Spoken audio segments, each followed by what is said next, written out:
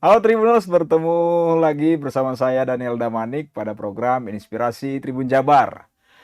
Kali ini di studio Tribun Jabar telah hadir seorang penulis, ya, penulis kontroversi ya, enggak juga sih ya.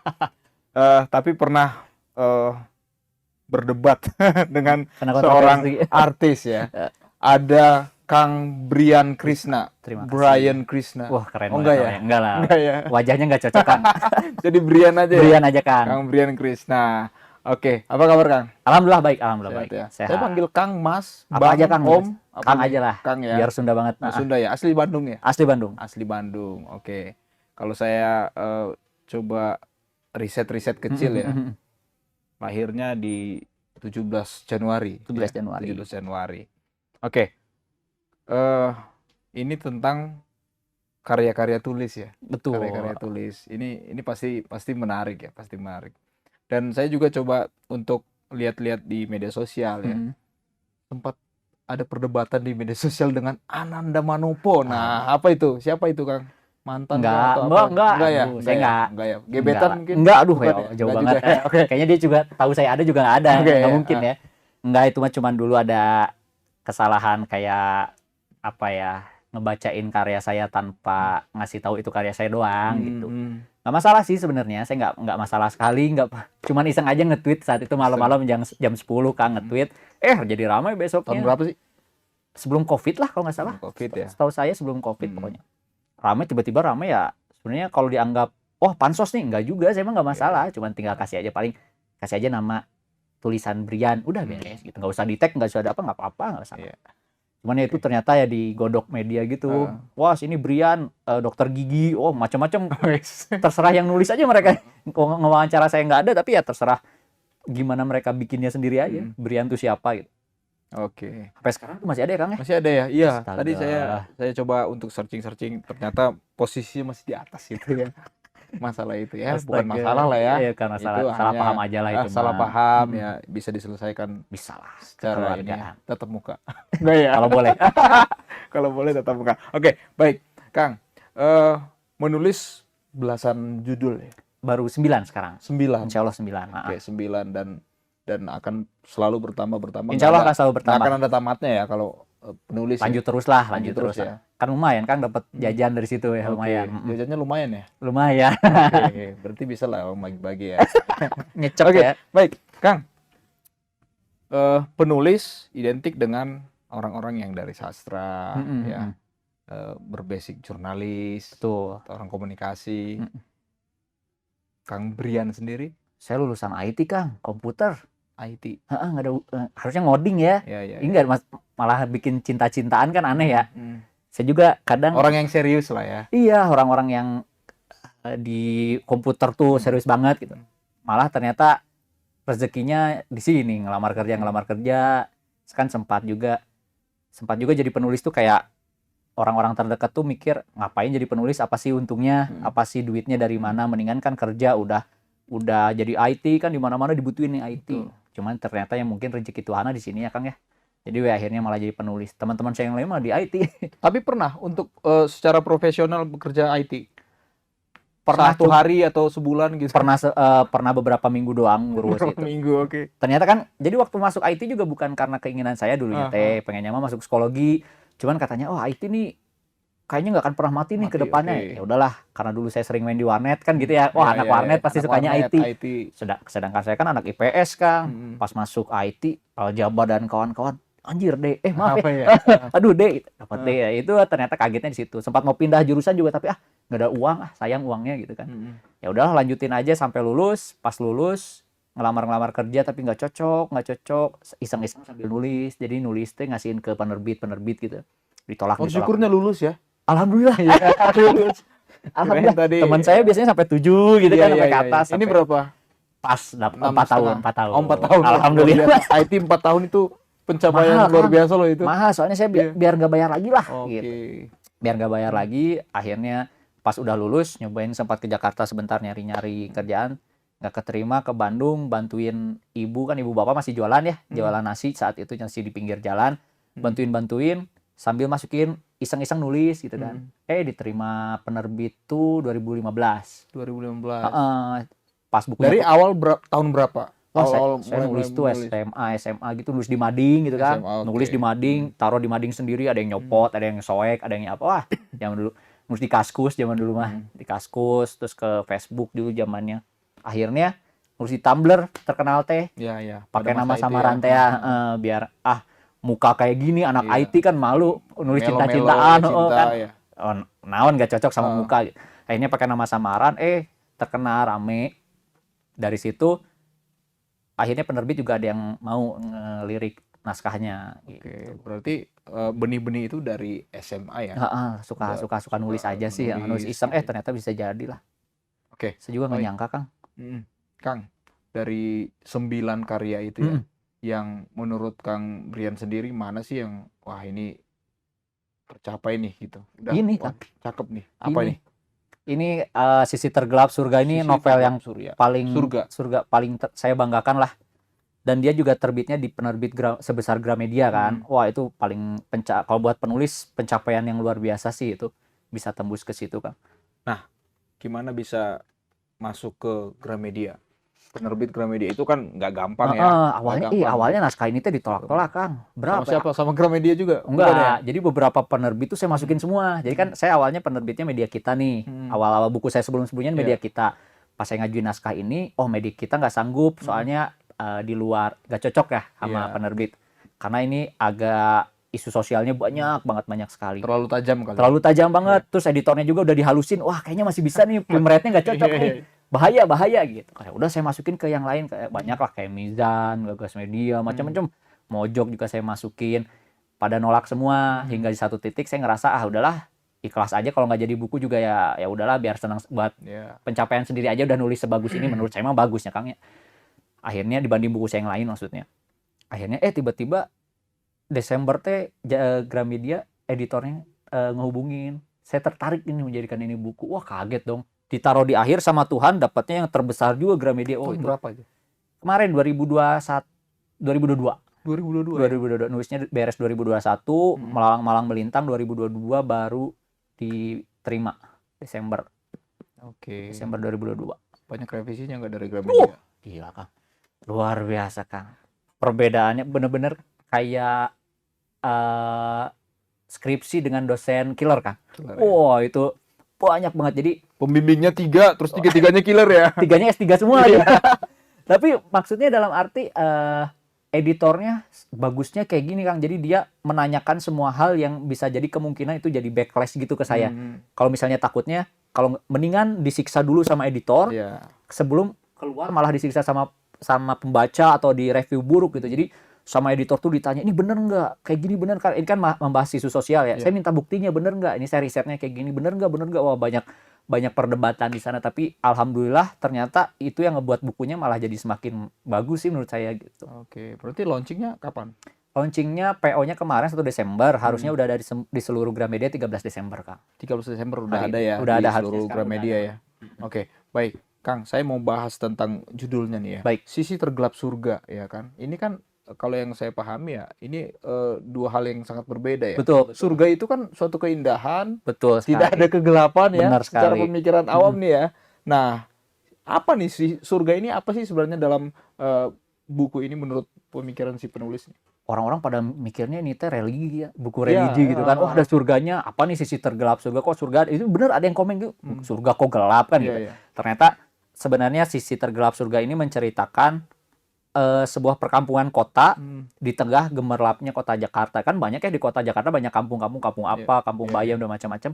Sisi tergelapnya kota Jakarta di mana diisi oleh orang-orang marginal, misalnya kayak pemulung, pengemis, manusia silver, pramuria, dan macam-macamnya gitu ya. Jadi membahas tentang orang-orang yang selama ini pekerjaannya ada di sekitar kita, tapi mungkin kita nggak lihat gitu kan di Jakarta gitu. Jadi di balik gemerlapnya surga Jakarta tuh ada sisi gelapnya yang jarang terekspos, padahal banyak banget itu orang-orangnya gitu. Surga dunia dong. Surga dunia. Surga dunia. Jakarta teh hanya kan gelap. Prostitusi dan sebagainya. Oh iya, ada juga di sini membahas tentang prostitusinya juga. Oke. Apa yang jadi tantangan, Kang, dalam menyusun lembar per lembar ini, mulai dari ke lapangan dan oh ya, karena ini kan membahas isu sosialnya banyak ya, kayak manusia silver itu mengalami disetubuhi oleh laki-laki juga gitu Iya. kan sama ketua manusia silvernya. Jadi beberapa manusia silver itu kadang harus punya masuk komunitas, karena kalau nggak masuk komunitas itu ya mereka tersingkir gitu. Jadi Iya. misalnya dia boleh nih misalnya nyari uang, tapi pas udah selesai uangnya diambil gitu. Kalau ikut komunitas dia lebih aman. Kan Iya. banyak yang kayak gitu ya Kang ya. Sama aja kayak misalnya pengamen, misalnya tiba-tiba kita ngamen aja di lampu merah, pasti nanti dimarahin sama pengamen yang udah ada di sana. Kayak Jadi udah kelompok arisannya ada lah ya. gitulah gitu. Jadi ya. kayak kelompok Haina gitulah Iya. di Padang Savana kalau Biar potongannya nggak terlalu gede, masuklah kelompok betul. itu Nah, gitu. kadang ada bayarannya juga, kadang Mhm. yang saya wawancara ini dia di sodomi gitu. Iya, Ada itu pemulung yang ngambilin rokok setengah batang yang sisa-sisa orang buat dirokok lagi gitu kan. Saya pengen ngerokok tapi nggak pengen murah, pengen nggak ada caranya. Terus ngebahas tentang LC, Ladies Companion, yang menjual diri demi anaknya. Terus bagaimana mereka menghadapi cemoohan orang-orang, dihina, wah kamu diazab bla bla bla macam-macam. Terus tentang tukang tahu, apalagi ya, banyak banget kayak. Terus juga saya di sini ada membahas tentang stigma masyarakat. Di sini ada satu cerita stigma kalau kan di masyarakat tuh wanita, kalau misalnya wanita tuh nggak boleh pendidikannya tinggi, nanti laki-laki takut, atau wanita tuh harus cepat menikah sebelum tua, nanti perawan tua atau gimana gitu. Kayak jadi sebenarnya wanita berpendidikan tinggi itu ya bagus, karena dia secara otomatis mengeliminasi cowok-cowok yang penakut itu, yang nggak cocok, dan justru yang bakal mendampingi dia tuh yang setara gitu. Di sini juga saya nyebutin bahwa tidak seharusnya lembaga sah pernikahan itu membumi hanguskan bara kemerdekaan seorang wanita gitu.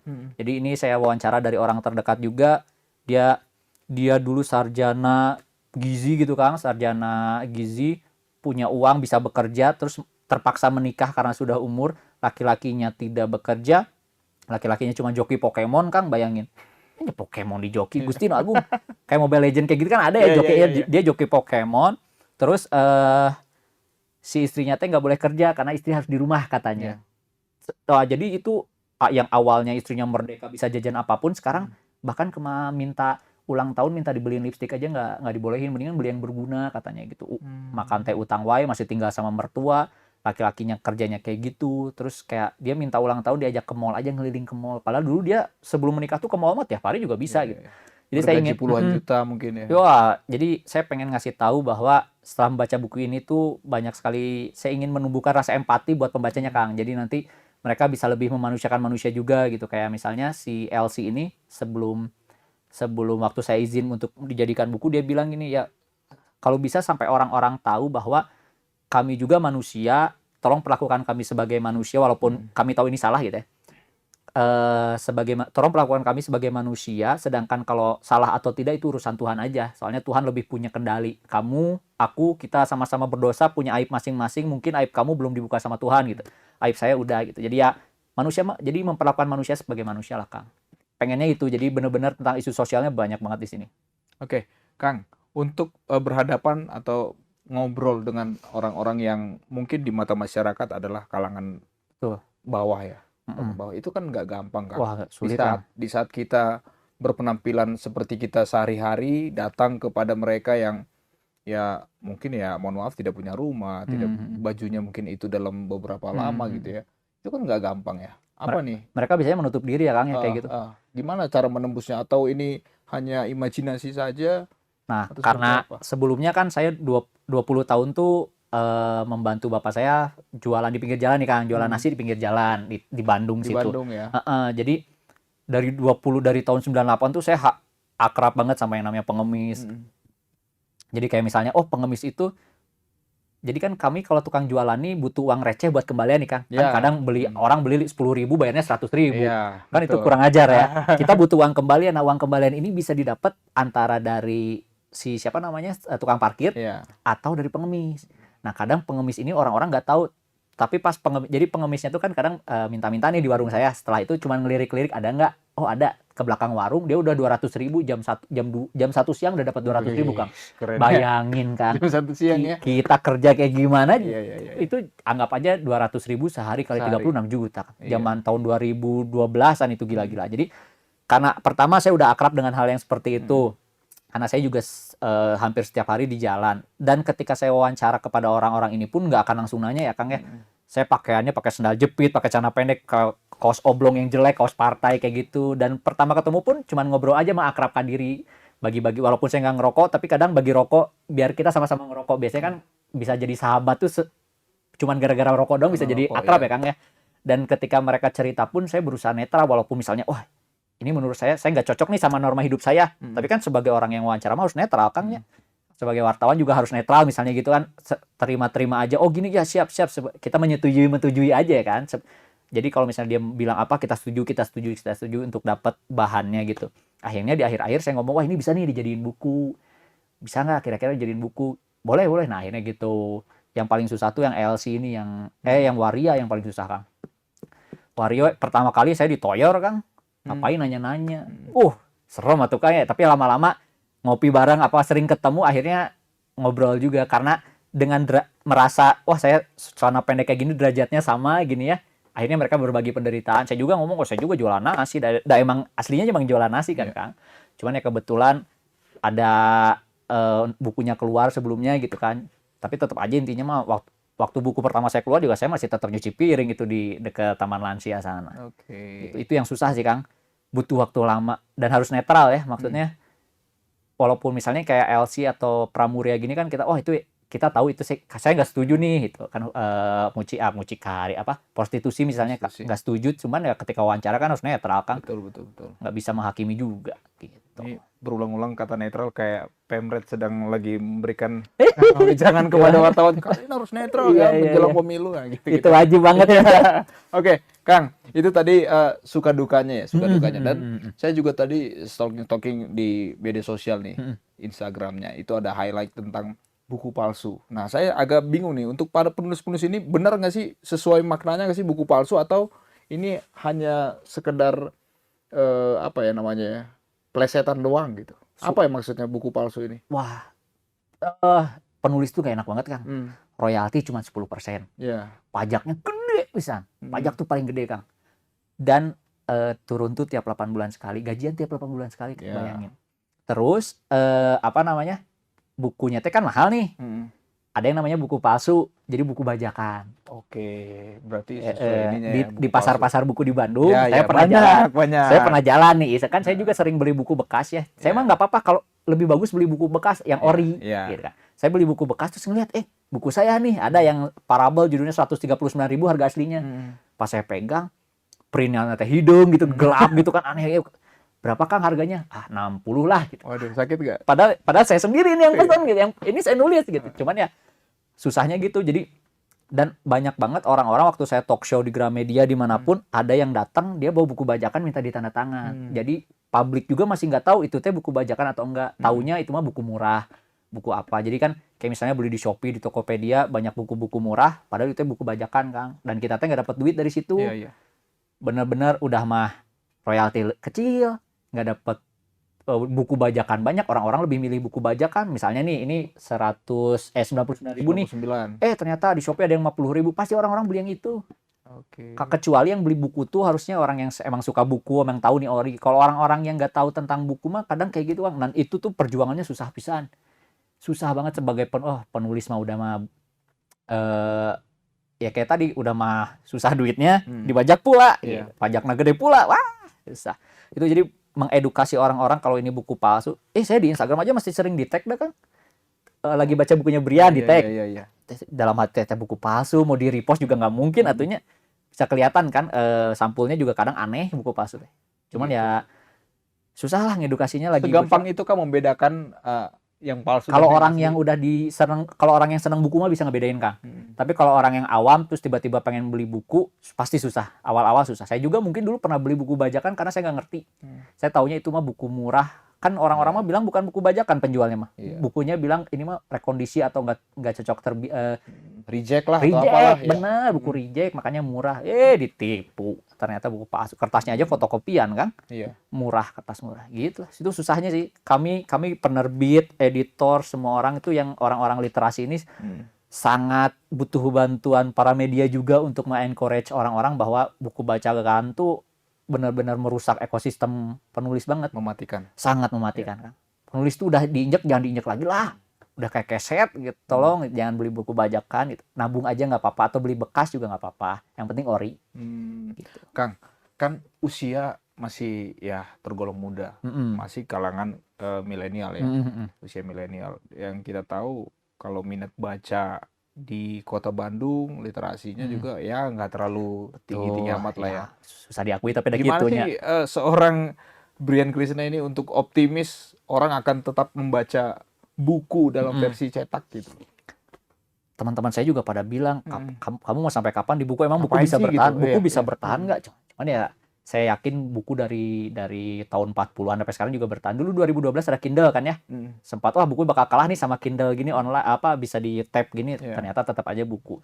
Cuman buat saya sebagai penulis sendiri, saya berusaha gimana caranya bikin buku yang mudah dibaca, Kang. Dibaca sama orang yang nggak suka baca buku. Iya. Kan kadang orang-orang tuh nggak mau baca buku karena bukunya ngejelimet. Hmm. Orang-orang tuh pengen baca buku karena udah capek kerja nih. Pengen istirahat baca buku. Wah, kalau bukunya ngejelimet liar gitu mah malah malas dianya jadi baca buku Makin gitu. pusing. Makanya saya tuh berusaha pakai kata-kata yang mudah dicerna. Jadi walaupun misalnya ceritanya kayak gini pun kata-katanya mudah gitu. Jadi saya berusaha mungkin buku ini bisa dibaca sama siapa aja yang nggak suka buku pun akhirnya dia jadi suka baca buku karena oh bukunya ternyata enak ya, menikmati buku. Nah nanti setelah itu mah dia pasti meningkatkan literasi dia sendiri lah, urusan dia gitu.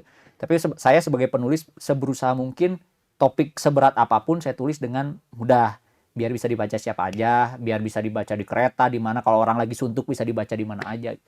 Makanya kalau ke teman-teman penulis yang bilang kalau misalnya ada pembaca, pembaca mah kenapa baca bukunya yang buku-buku AU, buku-buku remaja yang kayak ya biarin lah. Yeah. Justru dengan mereka baca buku nanti mereka berkembang sendiri gitu ya Kang ya. Soalnya kok penulis malah ngeledek orang yang lagi baca buku awal kan kalau SD belajarnya matematikanya beda sama matematika SMP dong ya makanya dia bertahap gitu. Jadi saya minta juga ke teman-teman literasi yang lain kalau misalnya ada yang ngebaca buku yang menurut kalian buku-bukunya itu mah buku rendah sastra rendah gitu ya buku-buku alternate universe K-pop gitu biarin nggak apa-apa biarin ya minat bacanya dulu aja.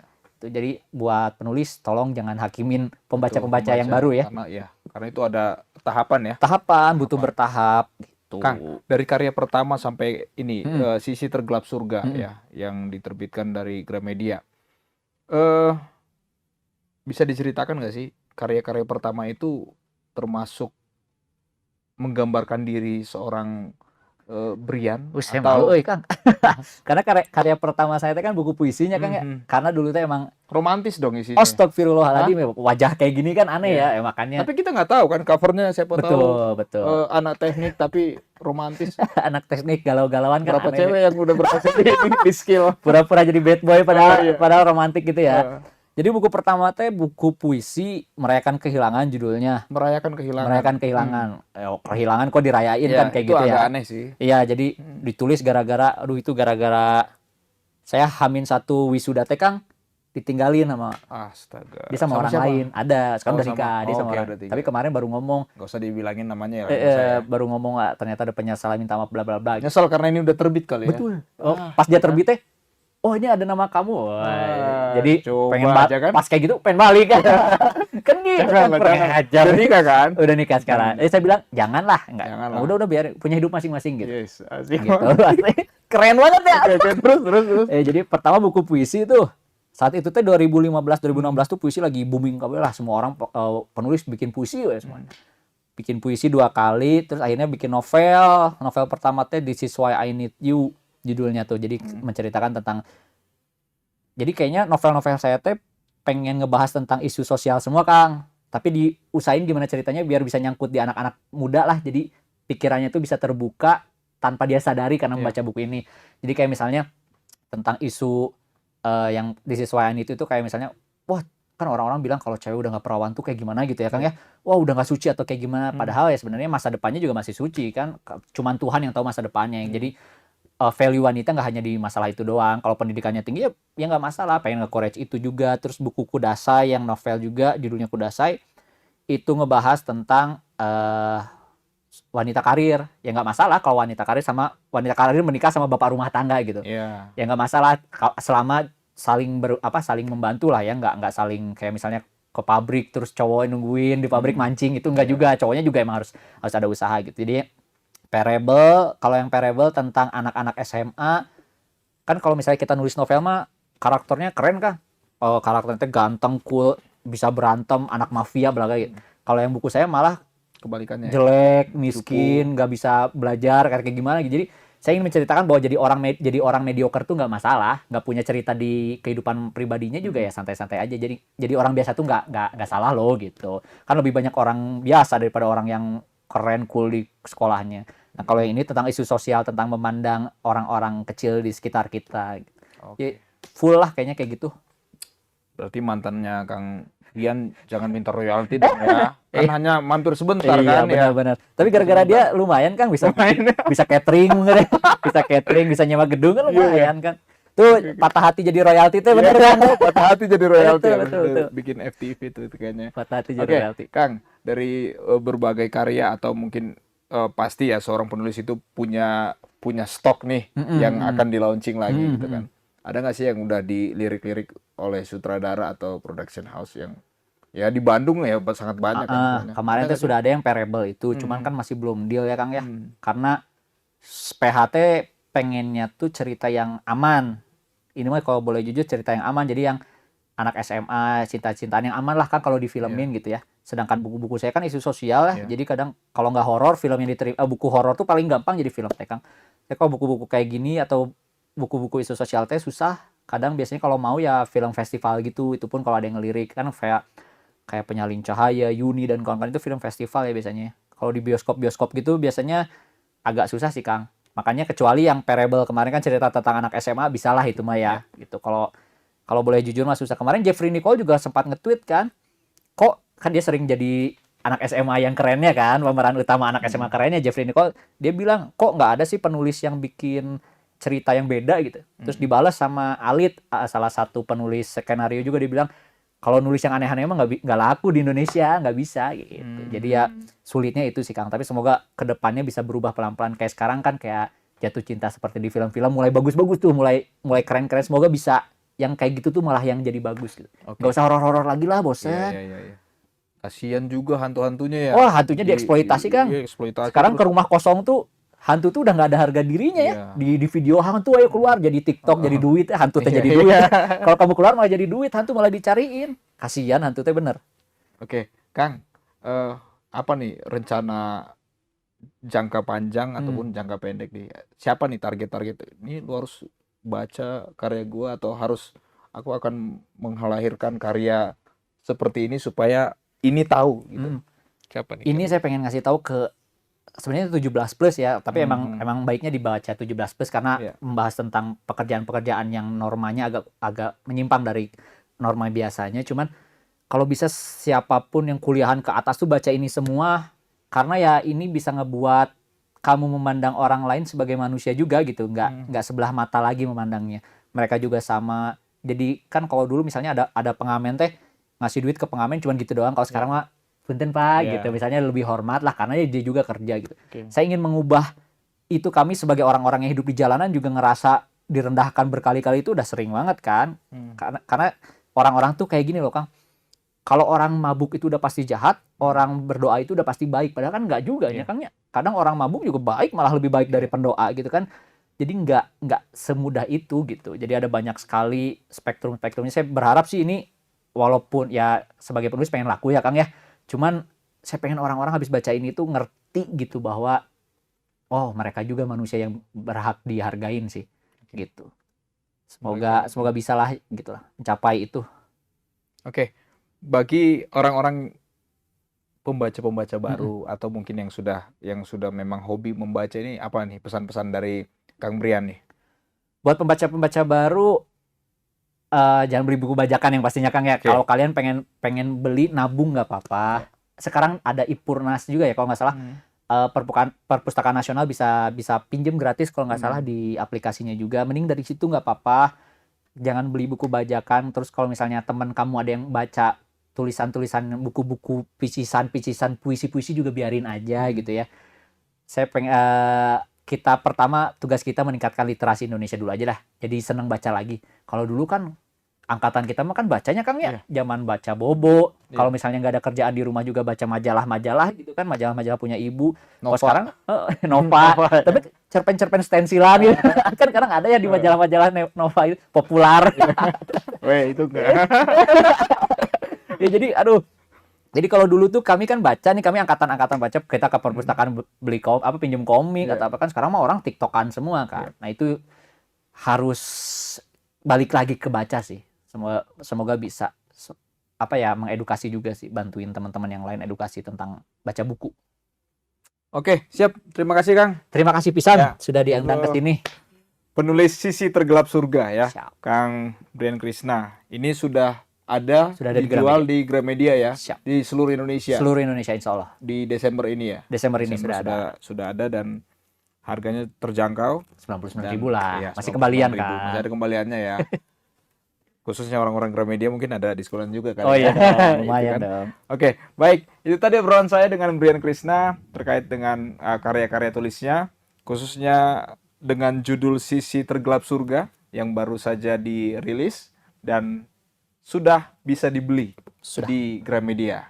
Oke, terima kasih. Saya Daniel Damanik. Sampai jumpa pada program selanjutnya. Download Tribun X sekarang. Menghadirkan lokal menjadi Indonesia.